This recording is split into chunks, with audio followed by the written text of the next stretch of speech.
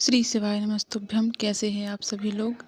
Video अगर अच्छा लगे तो वीडियो को लाइक करें, शेयर करें, चैनल को सब्सक्राइब करें। और महाराज जी ने इस कथा में बेलपत्र के बारे में बताया है कि हमें बेलपत्र कब नहीं तोड़ना चाहिए, किस परिस्थिति में नहीं तोड़ना चाहिए, और अगर हम बेलपत्र नहीं तोड़ पा रहे हैं तो कहाँ से बेलपत्र लाएं, कौन से बेलपत्र चढ़ाएं। यही सब जानकारी महाराज जी ने इस कथा में दी है। तो आप सब ये कथा सुनिए और ईश्वर करे कि आपकी सभी मनोरथ सिद्ध हों, सभी मनोकामनाएं पूर्ण हों। जिस भी इच्छा से आप भगवान शिव की आराधना कर रहे हैं उसका फल आपको मिले। और मैं तो यही कहूँगी कि भगवान शिव की आराधना यदि आप कर रहे हैं तो साथ ही साथ माता पार्वती की भी आराधना करें, क्योंकि जितना फल हमें भगवान शिव की आराधना से मिलता है उससे कहीं ज़्यादा फल माता पार्वती और शिव की आराधना से मिलता है। श्री शिवाय नमस्तुभ्यम। दोपहर के बाद में तोड़ी गई बेलपत्र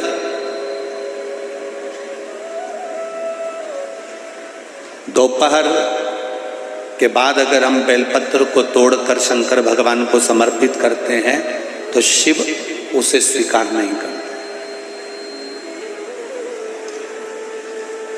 फूल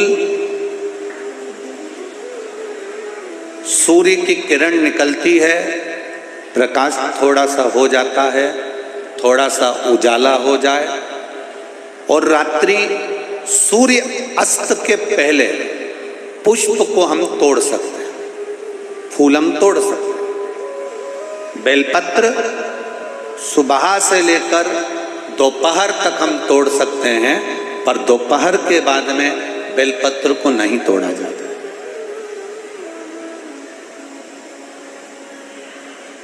चतुर्थी, अष्टमी, नवमी, द्वादशी, चतुर्दशी, अमावस्या, पूर्णिमा, संक्रांति, ये ऐसे पर्व हैं जिस दिन बेलपत्र को नहीं तोड़ा जाता।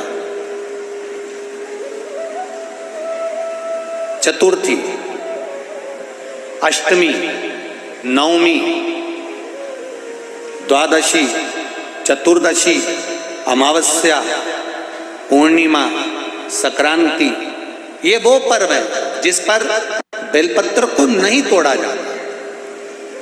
पुरानी बेलपत्र 1 महीने पुरानी भी रखी है। पुरानी बेलपत्र मंदिर के बाहर भी अगर निर्माल्य में उतरी हुई बेलपत्र किसी डलिया में पड़ी है, बहुत सारी बेलपत्र अगर किसी ने ले जाकर निर्माल्य को कहीं ले जाकर पटक भी दिया है मंदिर के कोने में, वहां से बेलपत्र उठा लो, उसको धो लो, साफ कर लो, वापिस ले जाकर महादेव को चढ़ा दो, वो स्वीकार कर लो।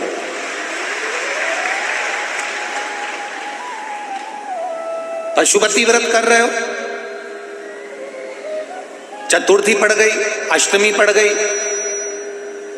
द्वादशी पड़ गई, बच्चों से मत कहो कि बेलपत्र तोड़ कर लाओ। बच्चों से कहो जाओ शंकर जी के मंदिर में कहीं डलिया में कहीं एक आध 2 बेलपत्र भी, 1 बेलपत्र भी अगर कहीं साइड में पड़ी हो उसको उठा लाओ, धो, बाबा के थाली में रख लो और पशुपति व्रत पर भी चढ़ा दो।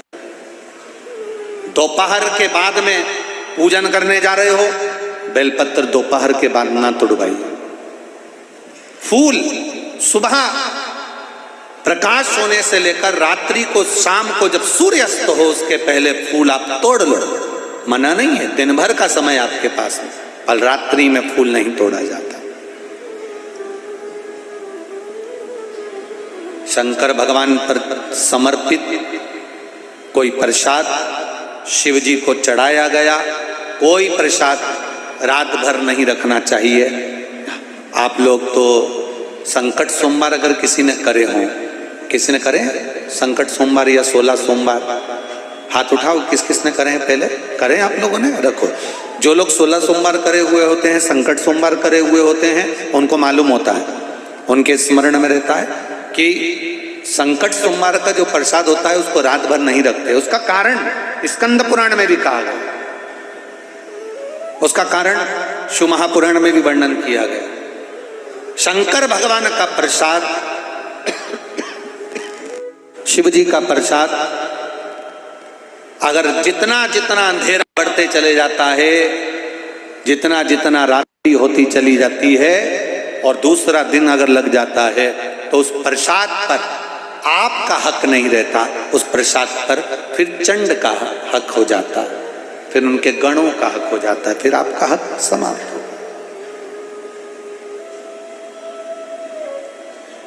तीसरी बात का स्मरण करिएगा, एक तो बेलपत्र दोपहर के बाद न तोड़िए, दूसरा पुष्प रात में न तोड़िए, तीसरा चतुर्थी, अष्टमी, नवमी, द्वादशी, अमावस्या, पूर्णिमा, चतुर्दशी, संक्रांति, इस पर बेलपत्र ना तोड़िए। मंदिर की चढ़ी हुई, कहीं रखी हुई, कहीं अगर निर्माल्य में भी कहीं ले जाकर पड़ी है, वो भी समर्पित कर सकते हो। बेलपत्र तो यहाँ तक वर्णन करती है कि अष्टमी नवमी दोनों पड़ रही है और आपको बेलपत्र की जरूरत पड़ रही, तो एक बेलपत्र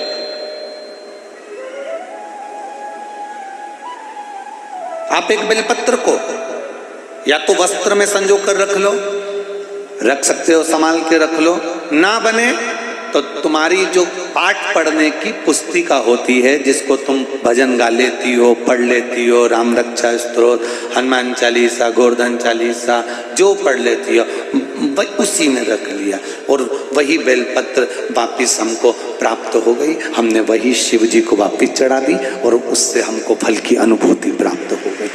जरूरी नहीं है। सभी को राधे राधे, जय श्री कृष्णा।